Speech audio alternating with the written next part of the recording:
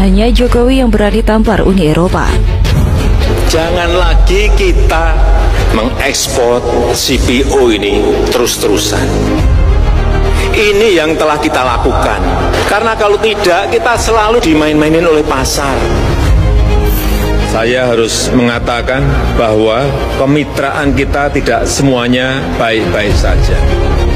Tidak boleh ada pemaksaan, tidak boleh lagi ada pihak yang selalu mendikte dan beranggapan bahwa my standard is better than yours. Baru-baru ini, Jokowi hadir di konferensi tingkat tinggi atau KTT peringatan 45 tahun kemitraan antara ASEAN dan Uni Eropa di Brussels, Belgia. Jokowi menyampaikan pidato. Inti pidatonya adalah kemitraan antara ASEAN dan Uni Eropa membuahkan hasil yang baik, tapi tidak semua hal berjalan dengan baik. Jokowi memberikan poin penting, yaitu jika ingin membangun kemitraan yang lebih baik, Uni Eropa harus menerapkan prinsip kesetaraan. Tidak boleh ada pemaksaan, tidak boleh ada pihak yang selalu mendikte dan beranggapan bahwa my standard is better than yours. Banyak yang menduga bahwa pidato Menhok ini ada kaitannya dengan perseteruan antara Indonesia dengan Eropa terkait kisru ekspor nikel. Sebenarnya bukan cuma nikel. Ini bermula dari diskriminasi sawit Indonesia oleh negara-negara Eropa sekitar tahun 2018 lalu. Ada rencana pelarangan masuknya sawit Indonesia ke Eropa. Bukan cuma Indonesia, Malaysia pun dibuat pusing dengan aturan ini. Jokowi saat itu mengatakan Uni Eropa memunculkan isu bahwa minyak kelapa sawit tidak ramah lingkungan. Ini soal perang bisnis antar negara, karena CPO lebih murah dari minyak bunga matahari mereka. Jokowi tidak tinggal diam. Jokowi mengirimkan surat protes kepada Presiden dan Ketua Parlemen Uni Eropa atas penolakan sawit Indonesia.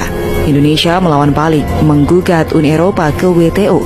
Sebagaimana diketahui, hasil gugatannya belum keluar sampai saat ini. Dari sengketa sawit, sekarang muncul sengketa nikel. Ini agak lucu. Uni Eropa tidak mau menerima produk sawit Indonesia, tapi mau nikel.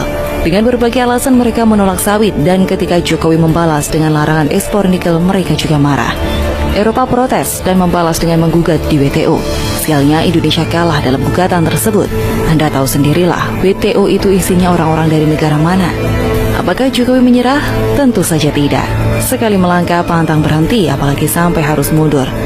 Karena kalau Indonesia menyerah dan menganggukkan kepala, Uni Eropa bakal arogan dan semakin berani mengorek sumber daya alam Indonesia dengan berbagai cara.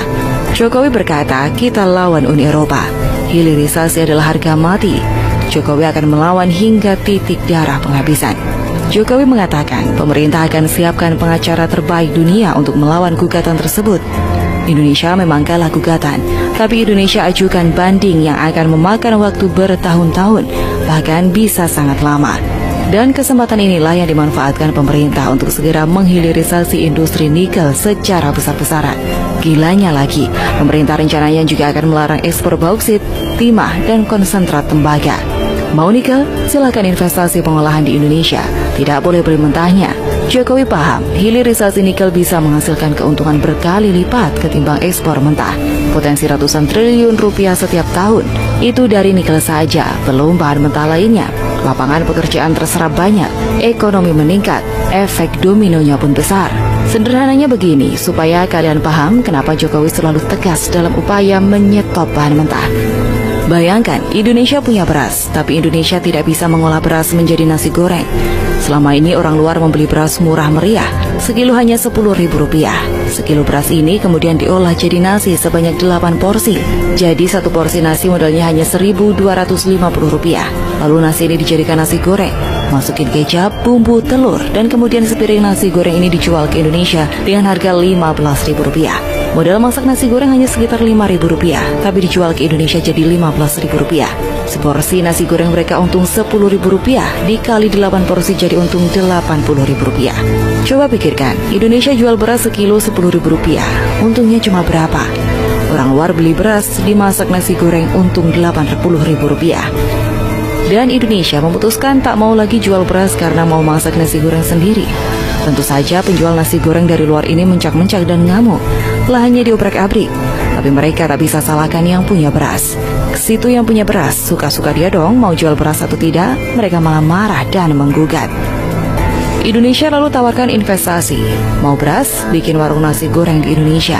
Mereka juga protes karena bikin warung kan butuh modal lagi.